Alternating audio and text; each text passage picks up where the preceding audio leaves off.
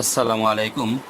বৈশ্বিক করোনা পরিস্থিতিতে সবাই সচেতন হই, সুস্থ থাকি। একান্ত প্রয়োজন না হলে আমরা কেউ বাইরে যাব না। ঢাকা জেলার নবাবগঞ্জ উপজেলাধীন খানিপুর উচ্চ বিদ্যালয়ের সকল শিক্ষার্থী, সম্মানিত অভিভাবক ও সংশ্লিষ্ট সকলকে শ্রেণী পাঠদানের বিকল্প অনলাইন ক্লাসে স্বাগতম জানাচ্ছি। আমাদের সকলের সম্মিলিত প্রচেষ্টায় আমরা এগিয়ে যাব এবং নির্ধারিত লক্ষ্যে পৌঁছে যাব ইনশাআল্লাহ। আসুন সবাই অংশ নেই খানিপুর উচ্চ বিদ্যালয়ের অনলাইন ক্লাসে। ধন্যবাদ। সুপ্রিয় শিক্ষার্থীবৃন্দ, আজ আমরা অষ্টম শ্রেণীর বিজ্ঞান ক্লাসে 25শে জুলাই আমি বাদলচন্দ্র বিশ্বাস, সহকারী প্রধান শিক্ষক, খানিপুর উচ্চ বিদ্যালয় নবাবগঞ্জ, ঢাকা। আজকে আমরা অষ্টম অধ্যায়ে রাসায়নিক বিক্রিয়া নিয়ে আমরা আলোচনা করব। জীবনফল বিভিন্ন প্রকার রাসায়নিক বিক্রিয়া ব্যাখ্যা করতে পারবে, শুষ্ক কোষ ও তরল কোষ ব্যাখ্যা করতে পারবে, আমাদের জীবনে রাসায়নিক বিক্রিয়ার অবদান উপলব্ধি করতে পারবে। আমরা এই অধ্যায়ে প্রতীক, সংকেত এবং যোজনী সহ আরো রাসায়নিক সমীকরণ, রাসায়নিক বিক্রিয়া সম্পর্কে আমরা এখানে আলোচনা করব এবং শিখব। তো আমরা প্রথমেই প্রতীক কি বা কাকে বলে, অর্থাৎ মৌলের নামের আদ্য অক্ষর বা প্রথম অক্ষরকে আমরা প্রতীক বলি। মৌলের নামের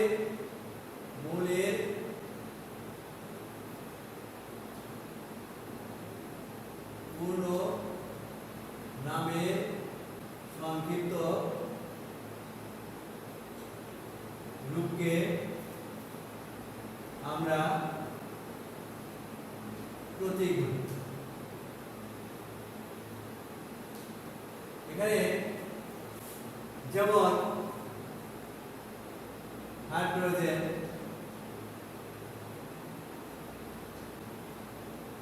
এর প্রতীক হচ্ছে H। তদ্রূপ অক্সিজেনের প্রতীক O। এরকম ক্যালসিয়াম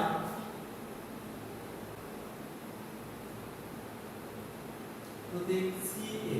এখানে Ca কেন হলো, অর্থাৎ একাধিক মৌলের নামের যদি প্রথম অক্ষর একই হয়, সেই ক্ষেত্রে আমরা দ্বিতীয় অক্ষর নিয়ে ওই মৌলের প্রতীক আমরা প্রকাশ করব।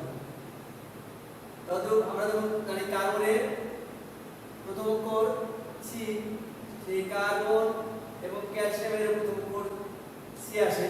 সুতরাং এই ক্ষেত্রে আমরা যার যোজনী কম বা যোজনী ক্রম অনুসারে যার সি এর আগে হয় সেটার থাকে সেই একটি অক্ষর এবং দ্বিতীয় পরবর্তী হয় পরবর্তী অক্ষর নিয়ে আমরা প্রকাশ করি। হয় সংকেত হচ্ছে যৌগের পূর্ণ নামের সংক্ষিপ্ত রূপকে সংকেত বলা হয়। এখানে মৌলের এখানে হবে যৌগের, এখানে মৌলের এখানে হবে যৌগের, মৌল বা যৌগের, মৌল হতে পারে যৌগ হতে পারে, মৌলের বা যৌগের নামের পূর্ণ নামের সংক্ষিপ্ত রূপ, সেটা হচ্ছে সংকেত। সেই সংকেতকে আমরা কি দিয়ে প্রকাশ করি, যেমন এই হাইড্রোজেনকে আমরা H2, অর্থাৎ এর অণুর সংকেত। মৌল বা যৌগের অণুর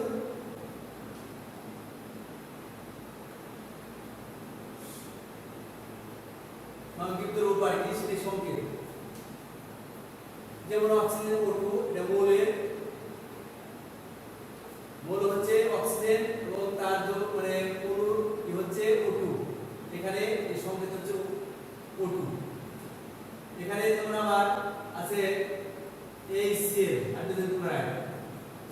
এখানে এটা একটা যৌগ, এটার সংকেত এখানে HCl হাইড্রোজেন ক্লোরাইড। এবার আমরা আসি যোজনীতে। দেখি আমরা যোজনীতে এখানে কি বলা হয়েছে। যোজনী হচ্ছে একটি মৌল অন্য একটি মৌলের সাথে যুক্ত হওয়ার সামর্থ্য বা ক্ষমতা, অর্থাৎ একটি মৌল অন্য একটি মৌলের সাথে যুক্ত হওয়ার সামর্থ্য বা ক্ষমতাকে যোজনী বলা, যোজ্যতা বা ভ্যালেন্সি বলা হয়। যেমন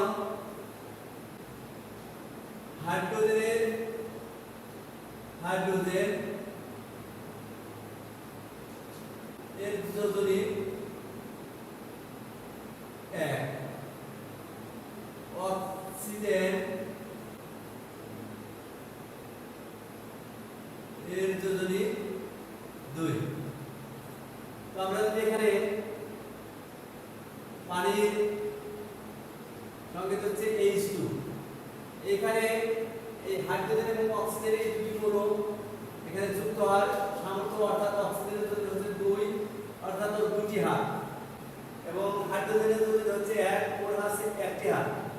তো এই দুটি হাত হচ্ছে অক্সিজেন, এই দুটি হাতকে পূর্ণ করতে গেলে ওর লাগবে দুটি মোলের প্রয়োজন, অর্থাৎ ওর একটা হাতে ওর দুইটা লাগবে, অর্থাৎ ওর হলো 1 হাতওয়ালা ও আর হচ্ছে 2 হাত।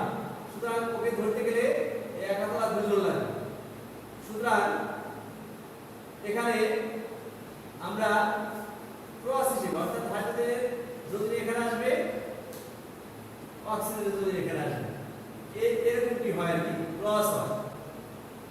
তো আমরা এখানে এইভাবে এটাকে আমরা গাঠনিক দিয়ে প্রকাশ করতে পারি, এভাবে প্রকাশ করা যায়। তো এই যোজনী অধাতু মৌলের ক্ষেত্রে হয়, যেমন অধাতু মৌলগুলো হাইড্রোজেন, অক্সিজেন, গ্যাসীয় পদার্থ যেগুলি অধাতু, এবং ধাতব মৌল যেগুলো সাধারণত ওই মৌলগুলোর উচ্চারণ শেষে আম উচ্চারণ আসে, যদি সেটা আম না আসে তো ল্যাটিন ভাষায় সেটাকে নিয়ে সেটা প্রকাশ করা হয়। ধাতব মৌল যেমন ক্যালসিয়াম, ম্যাগনেসিয়াম, অ্যালুমিনিয়াম, সেগুলোর যোজনী আছে, এবং আছে যৌগমূলকের যোজনী।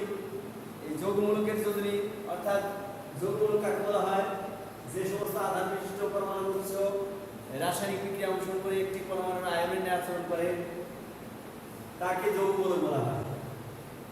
অর্থাৎ যে সমস্ত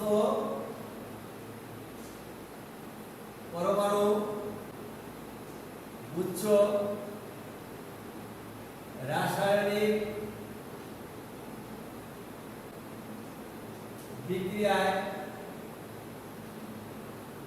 অংশ গ্রহণ করে একটি পরমাণুর আয়নের ন্যায় আচরণ করে, তাকে যৌগমূলক বলে। এই যৌগগুলো কি হয়, ধনাত্মক আছে, ঋণাত্মক আছে। তো এখানে ধনাত্মক যৌগগুলো হচ্ছে অ্যামোনিয়াম প্লাস এবং ফসফোনিয়াম প্লাস, এবং বাকি সবগুলো যৌগগুলো কি ঋণাত্মক, যে যেমন আছে sulphate 2-, carbonate 2-, phosphate 3-, nitrate minus 1 দেয়া যায়, অর্থাৎ এখানে 1- বা -1 এরকম দেওয়া যায়। এই আগে মাইনাস হতো, আগে মাইনাস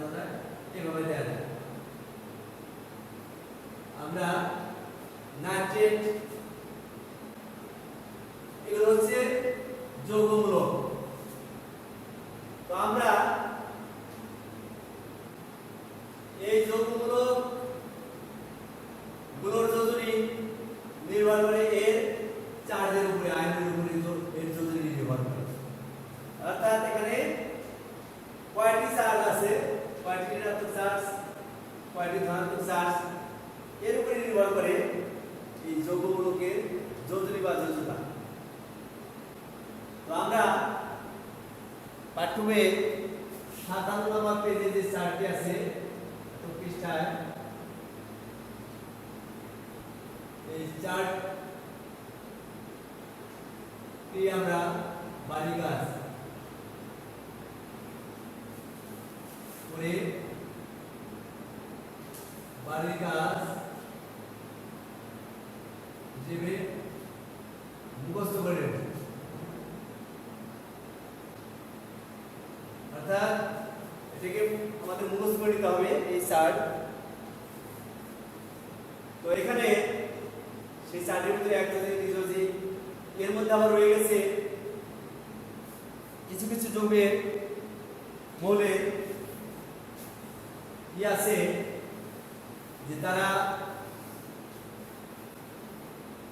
আস এবং ই উচ্চারণ আস, যেমন কিউ প্লাস, আর আছে কিউ প্রি।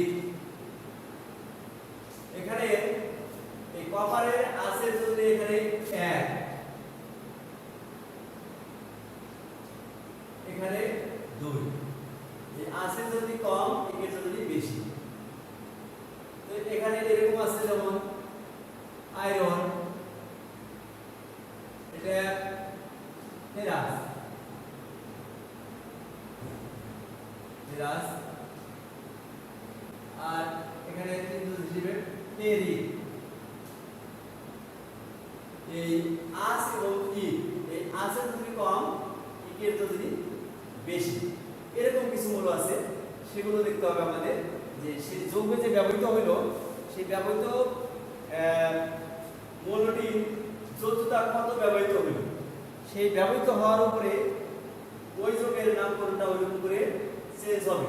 যদি কম যদি ব্যবহৃত হয় তাহলে হবে আস উচ্চারণ, এবং বেশি যদি ব্যবহৃত হলে উচ্চারণটি হবে ই। তো আমরা যোজনী সম্পর্কে এবং যৌগমূলক যোজনী প্রতীক সংকেত সবগুলো আমরা এখানে জানলাম। এবার আমরা এগুলো জানার পরে আমাদের কি কাজ করতে হবে, যে আমরা যে বিক্রিয়া, রাসায়নিক বিক্রিয়ার কথা বলছি, সেই বিক্রিয়াটিতে এগুলোকে ব্যবহার করতে হবে, এগুলো ব্যবহৃত হবে। এখানে বলা হয়েছে রাসায়নিক সমীকরণ। কোন রাসায়নিক বিক্রিয়ায় অংশগ্রহণকারী হবে, এখানে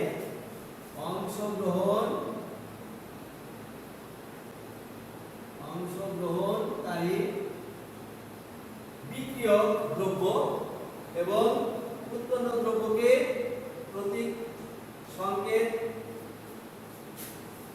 ও কতগুলো চিহ্নের মাধ্যমে প্রকাশ করা যায়, তাকে রাসায়নিক সমীকরণ বলে।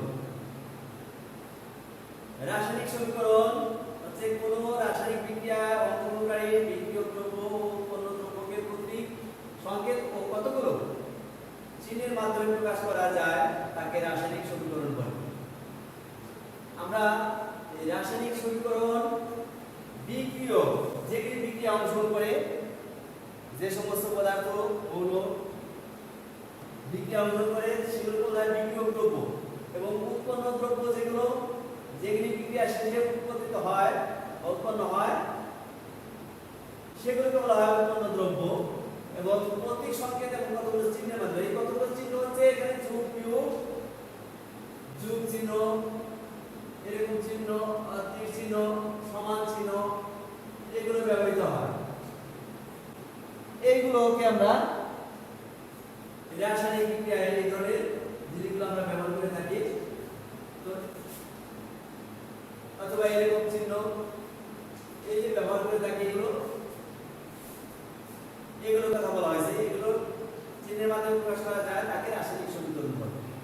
এই রাসায়নিক সমীকরণ আমরা বিভিন্ন রকমের আছে আমাদের, সেটা হচ্ছে সংযোজন, প্রতিস্থাপন,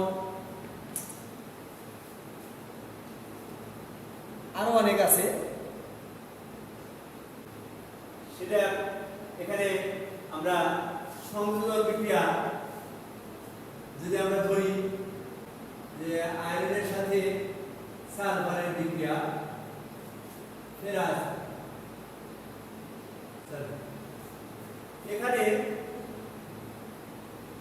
এই সালফারটা এখানে ঋণাত্মক হিসেবে এখানে কাজ করছে। এই আমরা জানি ঋণাত্মক বলে সংযোজন মানে জারণ বোঝায়, এমনি সেটা জারণ বিজারণের ক্ষেত্রে হয়। তো আমরা এরকম যদি আমরা হাইড্রোজেন এবং অক্সিজেনের বিক্রিয়া করি, হাইড্রোজেন এবং অক্সিজেন বিক্রিয়া করি, সেই ক্ষেত্রে এটা পানি এরকম করে হয়। যেখানে এটা আপনি ঋণাত্মক বলে সংযোজন, হ্যাঁ, জারণ বিক্রিয়া বলা হয় বিক্রিয়াকে। তো আমরা উপরে ক্লাসে এই বিক্রিয়াগুলো সম্পর্কে আরো বিস্তারিত জানবো। আবার যেমন এখানে আছে জিঙ্ক প্লাস সালফিউরিক অ্যাসিড, এখানে হবে জিঙ্ক সালফেট প্লাস হাইড্রোজেন। আমরা এখানে যে জানলাম, এখানে যে বিক্রিয়াগুলো যদি লিখলাম, তো আমরা এখানে 30 ব্যবহার করছি। আবার এই বিক্রিয়াগুলোকে আমরা করতে পারি সমতা বিধানে আনতে পারি, অর্থাৎ উভয় পক্ষের বিক্রিয়ক যে পরমাণু সংখ্যা এবং উৎপন্ন পরমাণু সংখ্যা আমরা সমান যখন করব, তখন আমরা এটাকে সমান হিসেবে ব্যবহার করব। যেরকম এই বিক্রিয়াটি আমরা এভাবে লিখতে পারি H2 প্লাস O2, এখানে যখন আমি সমান ব্যবহার করব তখন আমার এখানে কি হবে। তো এখানে দেখা যাচ্ছে অক্সিজেন দুইটা, হাইড্রোজেন দুইটা, হাইড্রোজেন দুইটা ঠিক আছে, অক্সিজেন আছে এখানে দুইটা, এখানে আছে একটি। তো এই একটিকে যেহেতু নিচে আমার এক, এখানে দুই দিয়ে আমাকে পূরণ করতে হবে। দুই যখন দিলাম আমি, এখানে দাঁড়ালো কি দুইটা অক্সিজেন, দুই অক্সিজেন এখানে পূরণ হলো। কিন্তু এখানে হাইড্রোজেন দ্বারা গেল না, দুই দুগুণে 4টা, তাহলে এখানে দুই মিলে আমাদের 4টা হয়ে গেল। সেক্ষেত্রে আমরা এটা সমান হিসেবে ব্যবহার করতে পারি। তো এখানে এই বিক্রিয়া হচ্ছে প্রতিস্থাপন বিক্রিয়া। যেরকম এই প্রতিস্থাপন বিক্রিয়া, আমরা প্রত্যেক বিক্রিয়ার এই যে যোগগুলো আছে সেই যোগগুলো, প্রথমটা আমরা ক্ষারীয় অংশ, দ্বিতীয়টা অম্লীয় অংশ। তো এটা প্রথম যেটা আছে এটা ক্ষারীয় অংশ। তো আমাদের মাথায় কেনা আমাদের এরকম হয় যে এই বিক্রিয়া এটাকে অংশগ্রহণ করে, মানে বিক্রিয়ক দ্রব্যগুলো যখন বিক্রিয়া করে সেই উৎপন্ন দ্রব্যগুলো কি হবে এ নিয়ে আমাদের মধ্যে একটা চিন্তা ভাবনা এসে যায় যে আমরা এটাকে কিভাবে লিখতে পারি, কি হবে এখন। সেই ক্ষেত্রে আমরা এখানে আমাদের মাথায় করে যে ধনাত্মক আর এটা হবে ঋণাত্মক, এই ধনাত্মক এবং ঋণাত্মক এই দুটো অংশ এখানে কি হয়ে গেল, মিলে এই যোগটা সৃষ্টি হবে। এখানে ঋণাত্মক, এটা ধনাত্মক, এই জন্য জিঙ্ক সালফেট আর ধনাত্মক হিসেবে এখানে আলাদা হয়ে গেল। তো এরকম আমরা যদি আমরা এরকম সারের বিক্রিয়া দেয় সোডিয়াম হাইড্রোক্সাইড, এই ক্ষেত্রে আমাদের এইটুকু ধনাত্মক, এইটুকু ঋণাত্মক, ধনাত্মক এইটুকু ঋণাত্মক।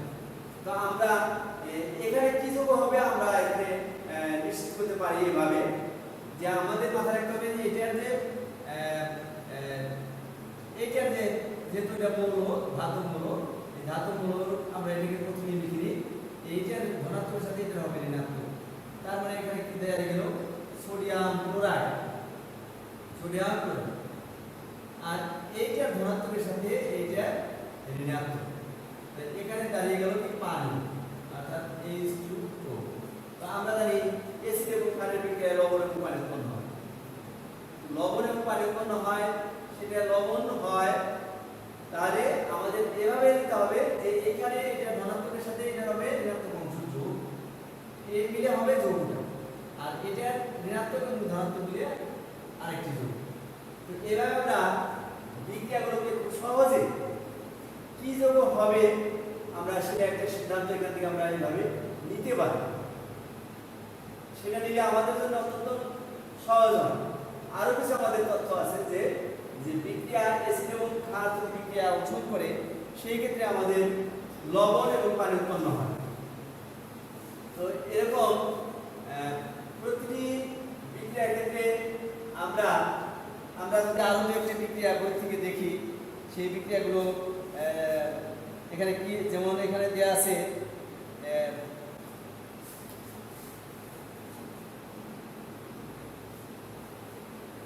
অ্যামোনিয়াম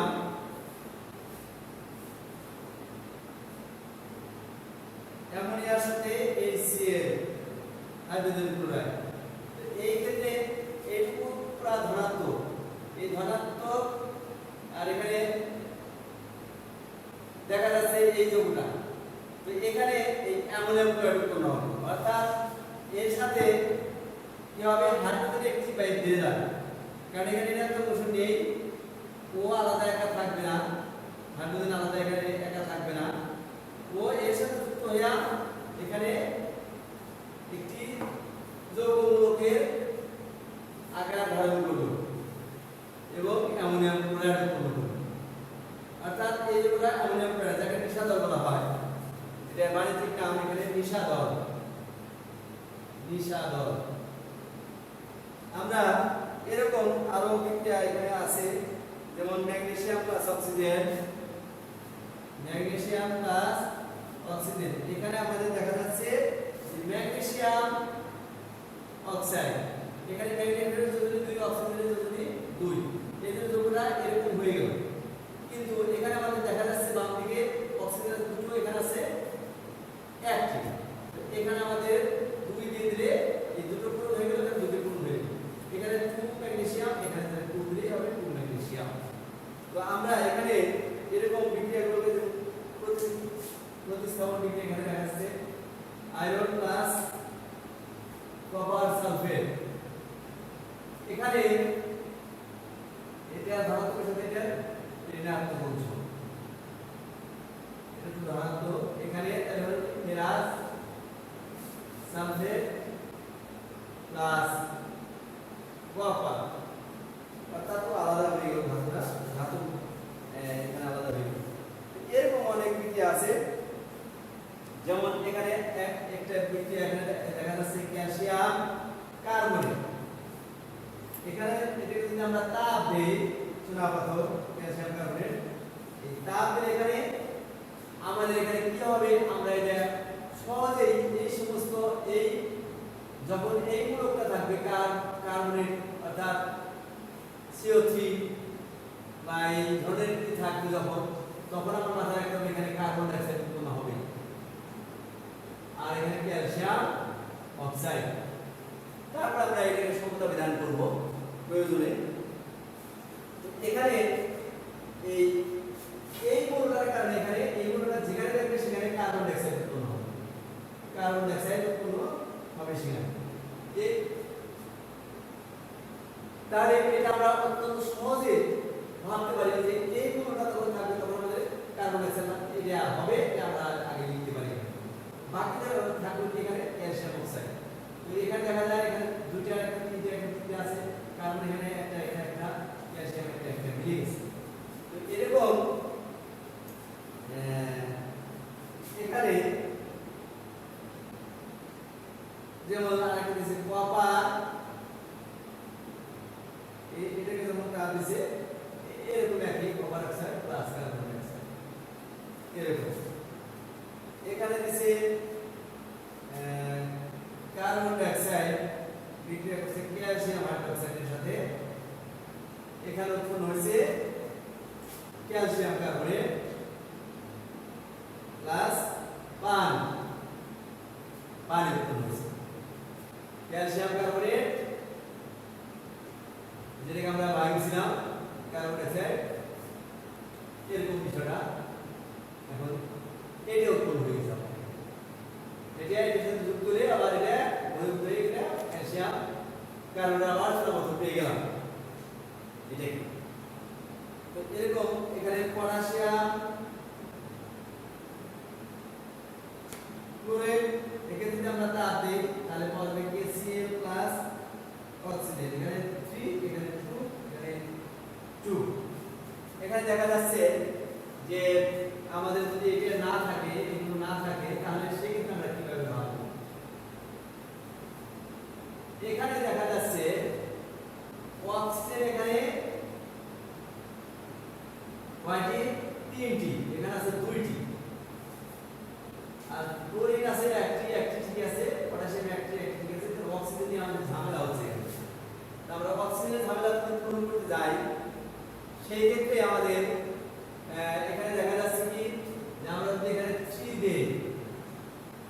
এখানে 3 গুণে কয়টি হলো 6টি।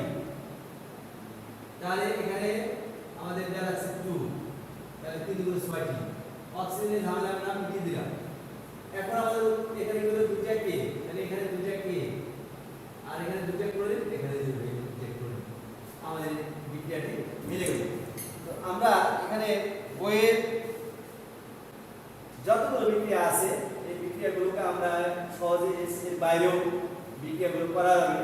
অর্থাৎ এই ধর্ম বিশিষ্ট যে আমাদের এখানে বইয়ের ভিতরে রয়ে গেছে যে প্রতিস্থাপন বিক্রিয়া, বিয়োজন, বিযোজন বিক্রিয়া এবং দহন বিক্রিয়া। সুপ্রিয় শিক্ষার্থীবৃন্দ, আমরা এখানে যতগুলো বিক্রিয়া দেখলাম এই বিক্রিয়াগুলো আমরা বাড়ি থেকে চর্চা করব এবং আমাদের যে চার্টটি দিয়েছিলাম সেই চার্টটি আমরা মুখস্থ করে বাড়ির কাজের খাতায় আমরা এই কাজগুলো করে রাখবো। আমরা সকলেই সুস্থ থাকবো এবং স্বাস্থ্যবিধি মেনে চলবো। ধন্যবাদ সকলকে।